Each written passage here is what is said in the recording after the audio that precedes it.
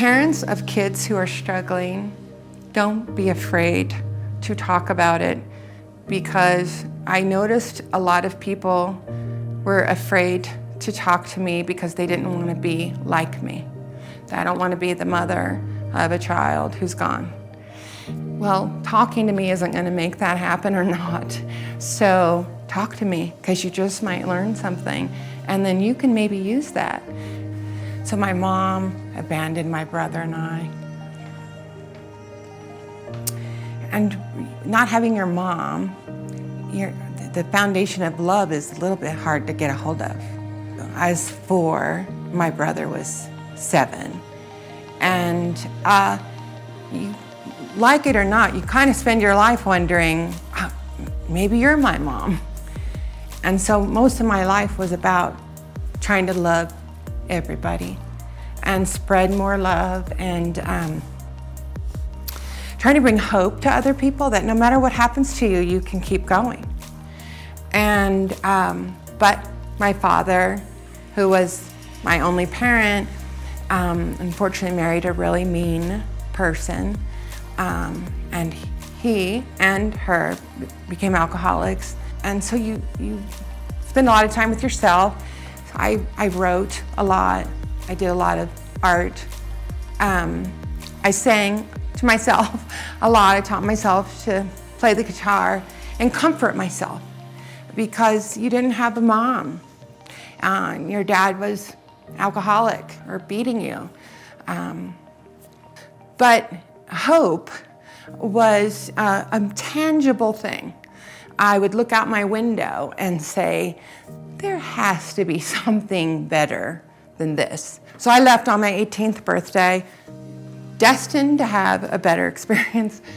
But before I left, my grandfather had come to visit. And he said, don't let anyone take from you, what your path is ahead of you. You have a whole life ahead of you. It's like, this seems like my whole life so far, but he was right. And I left on my 18th birthday. Not surprisingly, got married right away and had a baby boy right away. And so Dusty was my pal, my buddy. And unfortunately, I picked someone very much like my parents. So had a little girl shortly thereafter, and then decided that that was not a good choice. I'm still on the path to something better. So, we got divorced, and I kept trying to find that better path. But really, Dusty and Kristen, I often say, they kind of gave me the path, and pretty much everything was about making their life as delightful as it could be, better than what I had. And I went back to college, and I kept working at it. And Dusty was, we were just best of friends. I was only 19 when he was born, so we were just best of friends. And he was going to college, I was going to college. And I was like, I'm gonna do something different. And then I got my degree as in master's in public administration, and got my job in government, where my dad said I went to the dark side, but really I wanted to make it better. And then Dusty was there the day I was appointed city manager, and we just had that look like, see, no matter what, never give up. And he had trouble coping with, life was a little bit harder than he thought. I would give speeches about people, about never giving up. And I would always end that with pictures of the kids.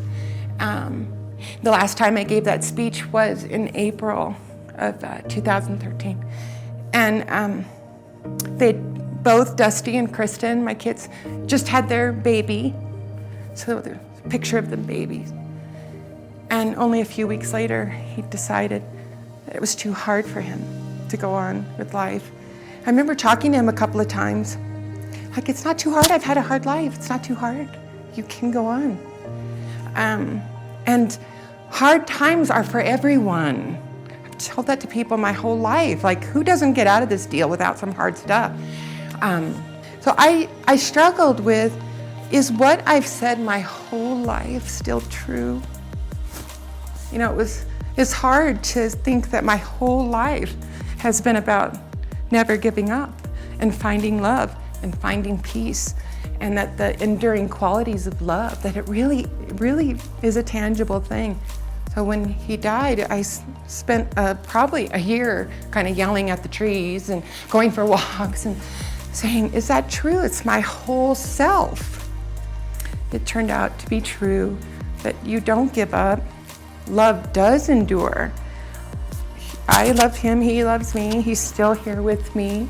But I also think of it as a path towards that your life isn't defined by anything that happens to you, but your whole life is defined by everything that happens and everything you do, and that you can reach back and help someone else to keep going. His death was kind of a re-examination of my whole life, that, gosh, you don't think you can survive that, but you can survive anything. And you will survive it. And you can find happy days again, and you can paint again, and you can find joy again, and you can find love, and the love stays with you, and he's still with me, and all of that is still true. It's a long journey, but it's still true. And I just never let go of hope, because hope is the single most important thing that I survived my whole life. So I don't know that I always felt it after he died, but I knew eventually I would. There are people who have survived, parents who have survived losing their kids, and you can find happiness again. They're always with you. You're always going to miss them.